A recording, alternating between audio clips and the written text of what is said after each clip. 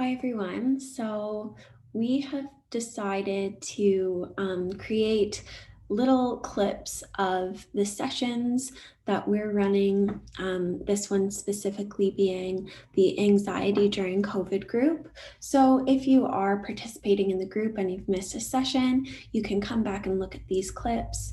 And this clip in particular is going to be focusing on session one of the anxiety during COVID group and the self-care piece. So we'll get started with talking about self-care. And before we really get into the material, I wanted to invite you to think about what your initial reaction is to the words self-care in our society. It has a certain connotation.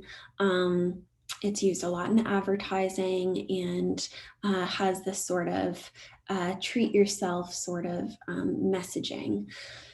But I want to think through that and have you think about what that means to you.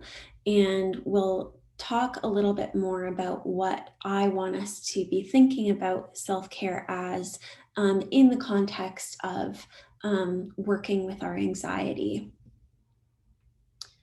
So I will start by saying that self-care in this context is not necessarily about the fun stuff or the immediate gratification that we get from some of these other treats that we might think of when we think of self-care.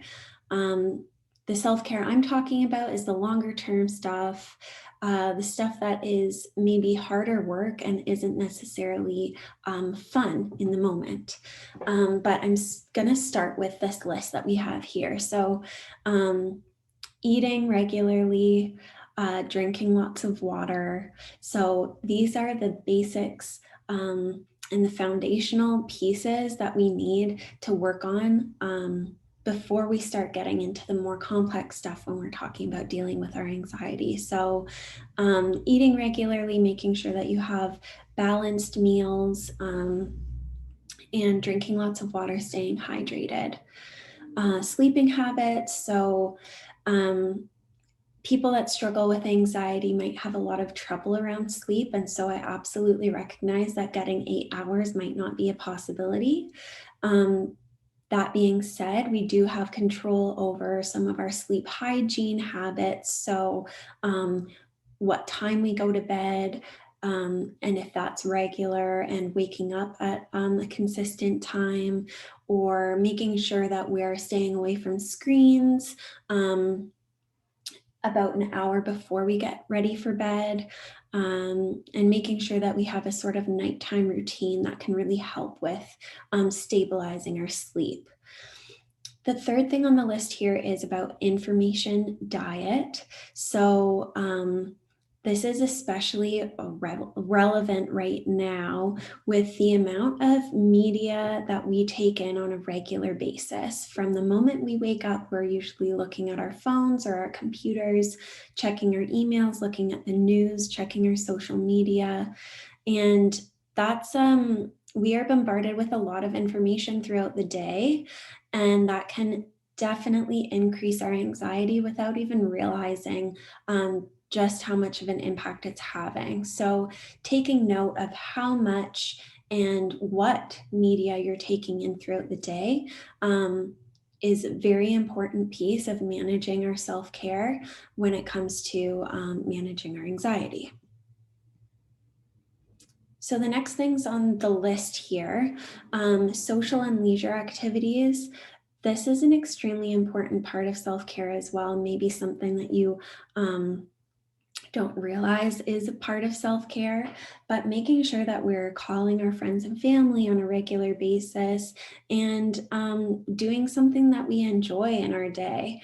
This has to be a piece of the pie throughout at least a week, like in a week on a weekly basis, but ideally on a daily basis, that we are participating in a hobby that we enjoy, if that's a sport or doing a craft like knitting or cooking something that you enjoy or playing music, something like that, and making sure that you're reaching out to the people that you love and keeping in touch if that's especially difficult in these times where we are disconnected physically, but making sure to socially stay connected.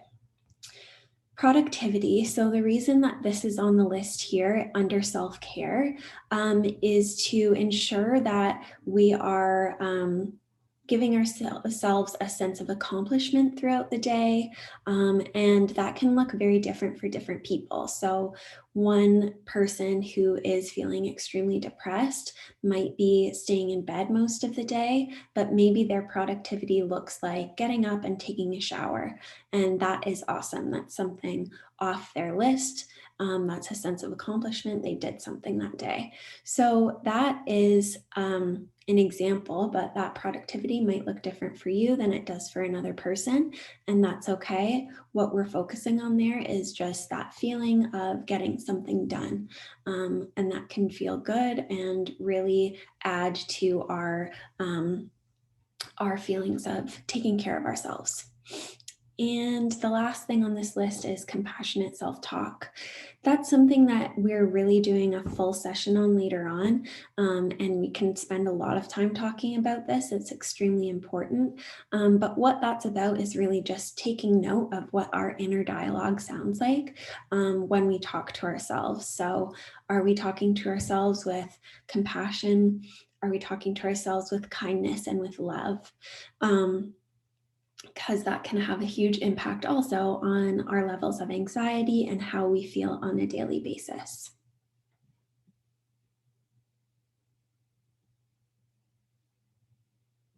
And you can join us for the next clip. We will be doing other short clips of pieces of our sessions so that you can catch up on anything that you've missed.